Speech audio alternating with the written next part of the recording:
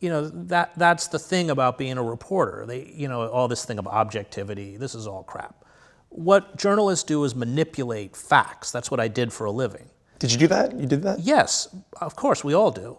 The difference is between those of us who cared about the truth and those of us who cared about news, and it's not the same thing. And if you care about the truth, eventually you're going to run into problems.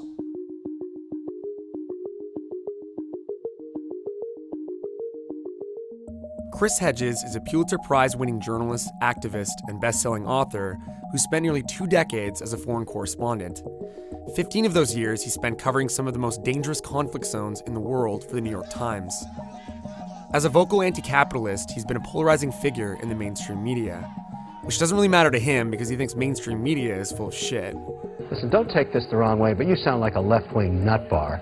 If you want to discuss issues, that's fine, but, this sounds like Fox News, and I don't go on Fox News. In his new book, Wages of Rebellion, Chris looks at how revolution has changed countries and society since the 17th century, and argues that America is next. He recently dropped by our New Vice office in Toronto to talk about why America is on the edge of revolt, and how that's maybe not such a bad thing. So you're someone who's been shot at by drunk snipers. You've seen death squads in El Salvador. You've seen some pretty dark shit. Do you think that overly informs the way you look at the world? I wouldn't say overly.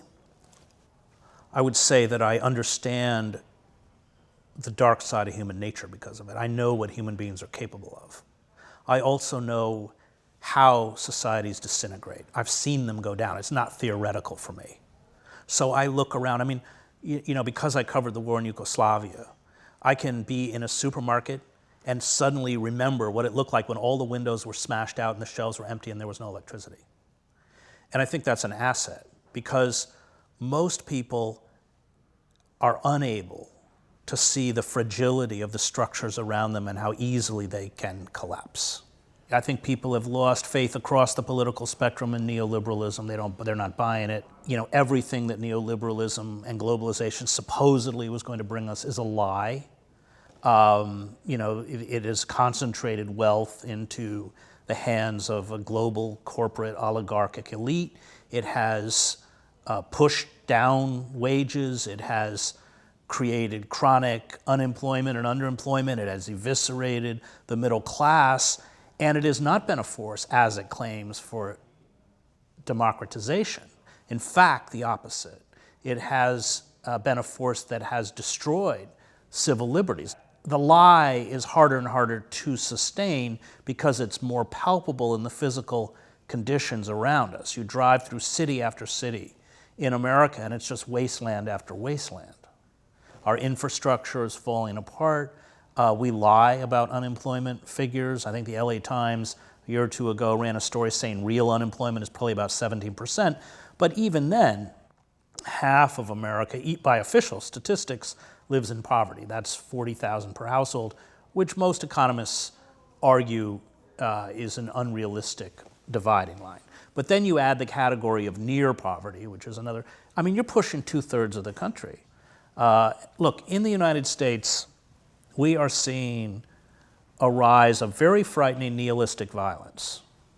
School shootings. I think we've had 26 law enforcement officials assassinated. Now, I'm not talking about like gun battles. I'm talking about assassinations. Guys walking up with guns, shooting Exactly. while they're parking their cars. And these are very disturbing signs. And they are examples of people who, some of them obviously are psychotic and there are mental issues, but people are breaking down. You should read, Chomsky points this out, and he's right. Read Stacks. This is the guy who flew his Cessna into the IRS building in Austin, Texas. But you should read his manifesto, where he talks about living in a rundown project, everybody's eating dog food. That's real. And this kind of mania for hope that has infected even the left is a political pacifier. Everybody is kind of addicted to these happy thoughts, and that keeps us complacent. So I've been reading Wages of Rebellion. I wanted to ask you, do you think a revolution could happen in North America? Well, I hope so. It's all we have left. I think when you look at all of the ingredients that go into creating revolt, the ingredients are there. We are going to have to destroy the system of corporate power by non-cooperation, by obstruction, and by refusing to be fooled by these very clever political carnivals, Canada having just finished one, that cough up these ineffectual figures that are going to do nothing to reverse C-51, which is the very draconian security and surveillance bill, in some ways worse than the Patriot Act. You've got the tar sands. I mean, the Liberal Party's not going to touch that. And in the same way that Obama didn't touch security.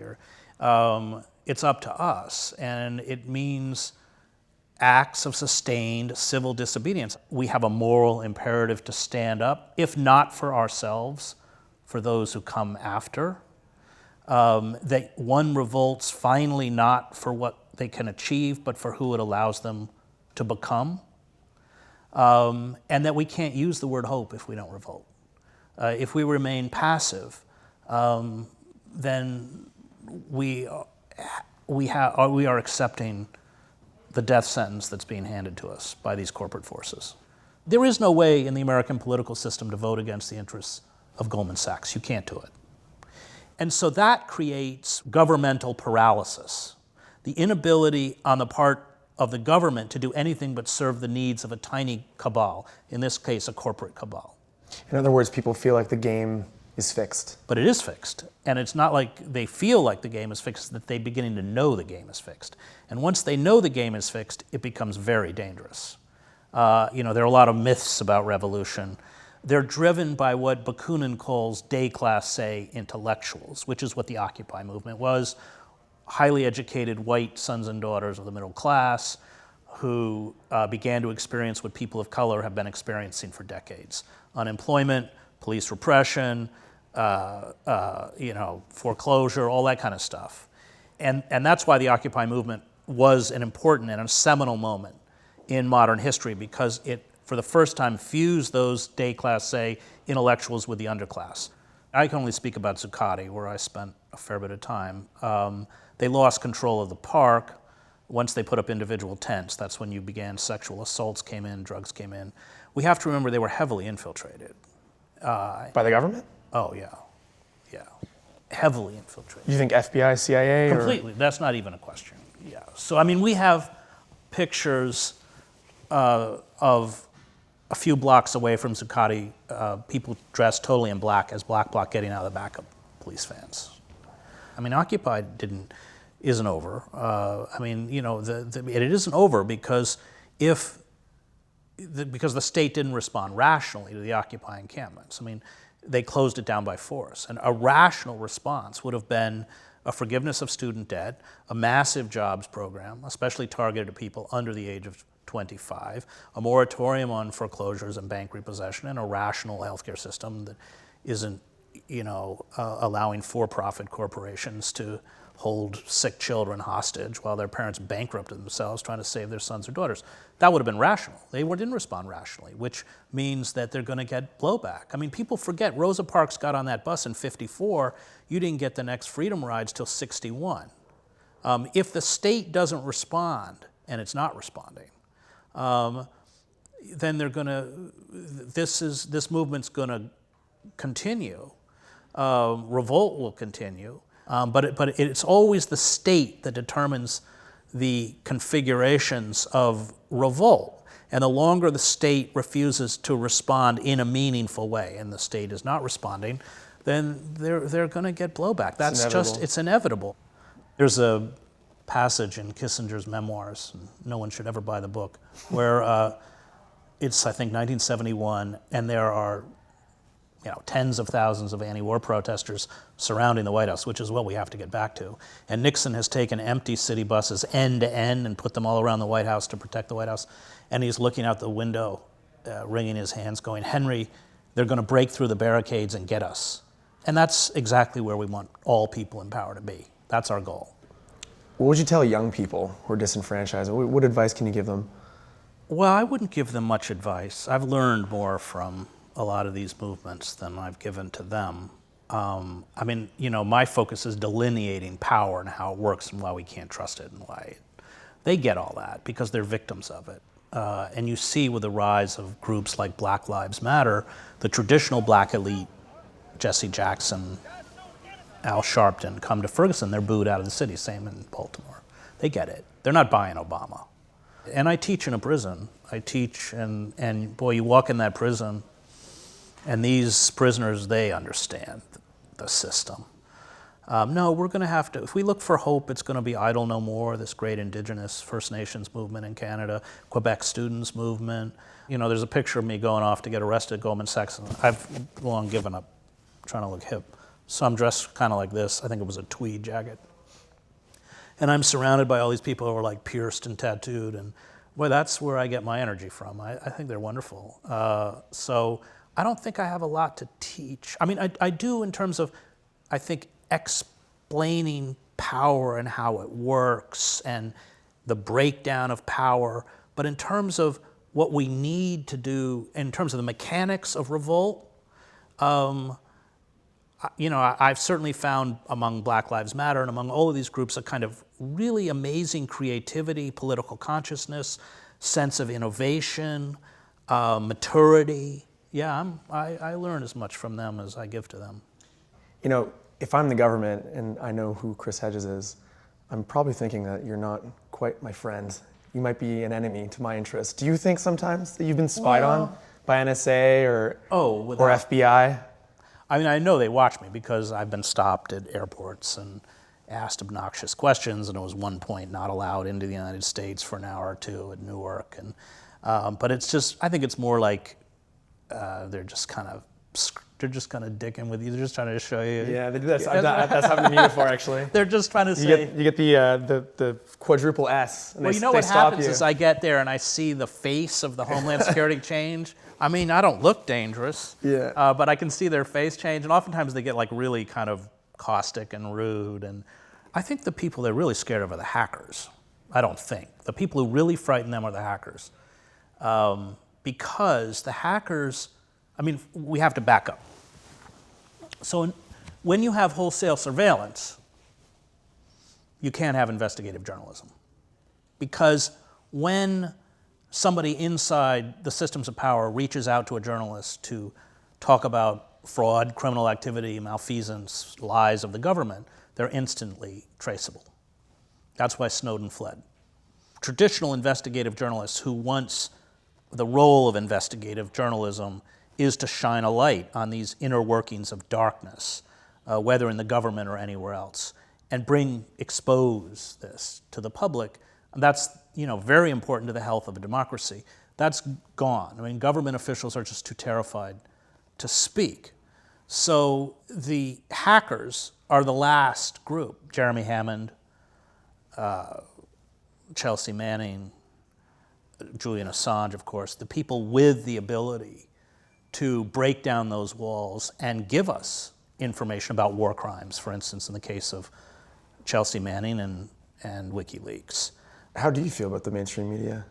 I mean, if you think that all these corporate powers are always in play, I mean, is anything sacred anymore?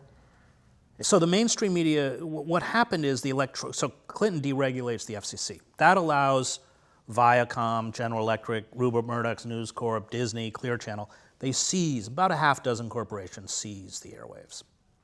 So this shrinks the parameters of acceptable debate, first of all. And you saw it like over Syria. What's the debate on Syria? Well, should we just bomb them, or should we bomb them and put boots on the ground, as if that's the debate? It's what Freud called the narcissism of minor difference.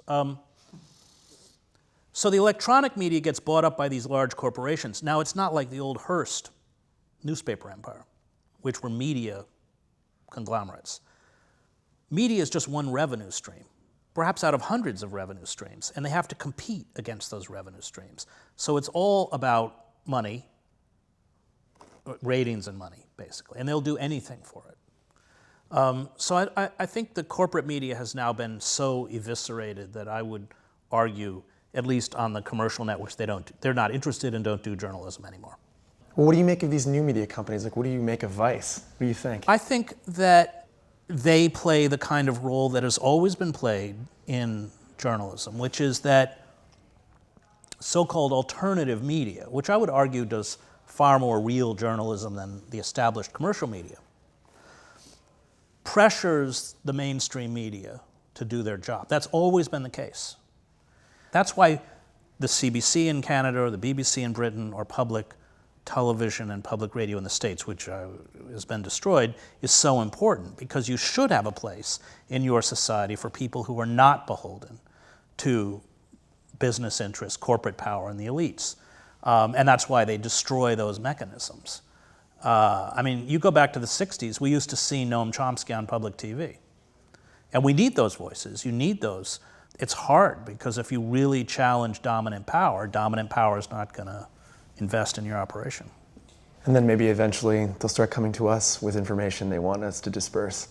Well, what happens, and I think you even see it a little bit with Vice, I mean, as you reach an audience and tell a story that the commercial media is not telling, then the power elite comes to you and says, oh, why don't you come to the White House? They did with my friend Mark Maron. I love Mark. But and then you kind of get addicted to that access, and you kind of like it, and it kills you. So, I mean, basically your rule of thumb wants to be is, if everybody in power doesn't dislike you, you're probably not doing your job. So that's a good piece of unsolicited advice There you from go. Chris Hedges. That's right. Anarchist. That's the anarchist in me.